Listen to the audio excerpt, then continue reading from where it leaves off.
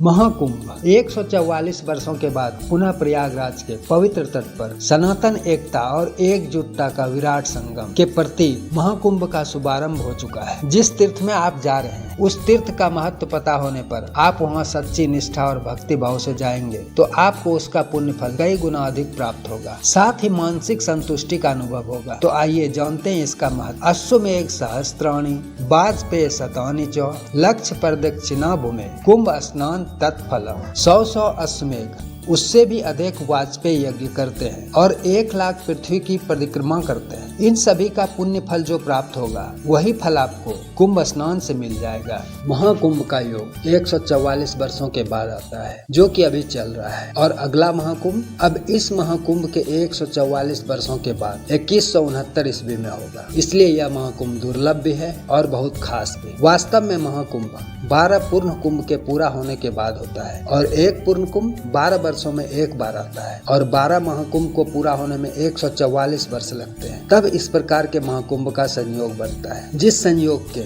एक एक पल को हम लोग भोग रहे हैं, यह कोई मानव द्वारा तैयार किया गया त्योहार नहीं है। यह ब्रह्मांड के अनगिनत ग्रहों नक्षत्रों का दुर्लभ संयोग है। महाकुंभ कब होगा, कहाँ होगा, यह हम नहीं, हमारा सौर मंडल तय करता है। सूर्य और ग्रह नक्षत्र करते हैं। जब सूर्य मकर राशि में और बृहस्पति वृषभ राशि में प्रवेश करते हैं तब प्रयागराज में गंगा यमुना सरस्वती के त्रिवेणी संगम पर महाकुंभ आयोजित होता है। यह एक आध्यात्मिक लौकिक घटना है जिससे हमारी धरती के एक विशेष क्षेत्र सीधे सीधे ईश्वरीय शक्तियों से जुड़ जाती है, यानी सीधा संपर्क उस परम तत्व से हो जाता है जो कण कण में व्याप्त है। यही दैवी शक्तियाँ अभी तीर्थराज प्रयाग में व्याप्त है, जिसे पाने के लिए हम मानव क्या क्या जतन नहीं करते हैं, वह अभी सिर्फ संगम तट पर आने से और सूर्य देव को जल चढ़ाने से प्राप्त हो जाएगा। संपूर्ण ब्रह्मांड के देवता ऋषि मुनि सिद्ध सब के सब इस महापर्व के अवसर पर अपनी सूक्ष्म चेतना सहित यहाँ आते हैं और कुंभ स्नान करते हैं। संपूर्ण भूमंडल के तीर्थ आज इस महापर्व के शुभ अवसर पर इसी क्षेत्र में विराजमान है। अद्भुत दृश्य, एक साथ एक या दो नहीं लाखों लाखों लोग संगम में डुबकी लगा रहे हैं, साथ ही सूर्य को अर्घ दे रहे हैं। हर हर गंगे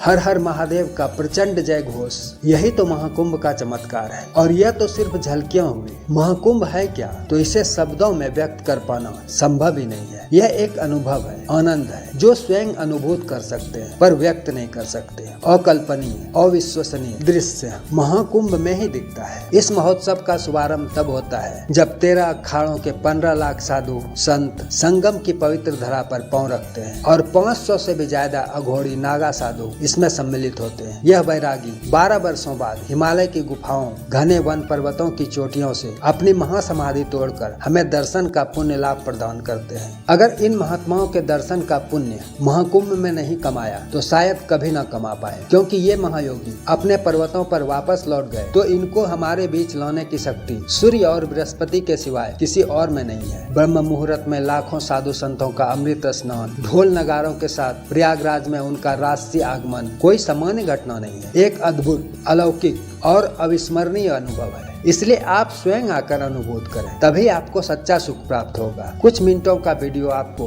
पूर्ण महाकुंभ का वास्तविक अनुभव कैसे दे सकता है। पुण्य आत्मा है हम जो 12 वर्षों बाद ब्रह्मांड ने हमारे लिए मोक्ष के द्वार खोले हैं। हम इतने भी अबोध नहीं हैं कि इस सौभाग्य को गुजर जाने दें। अभी भी हमारे पास महाशिवरात्रि तक का मुहूर्त है। संगम तट आपकी आस में है। सर्व सिद्धियों और मोक्ष प्राप्ति का यह अवसर आत्मसात करें। तीर्थराज प्रयाग की जय।